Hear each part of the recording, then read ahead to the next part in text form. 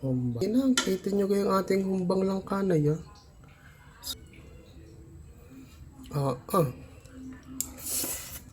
Napakalambot na.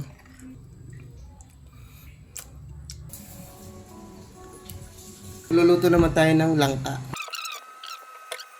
Yung mga chunk-chunk na yan, no?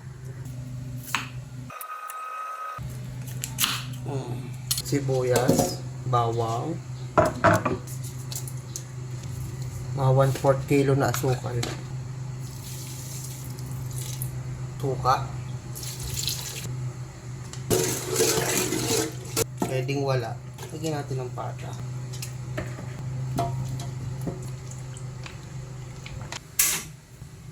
cups of water. Okay na, check natin. Pag dami ng gata ay pagsarap, pwede na natin ang ating sarili. Yung giliw.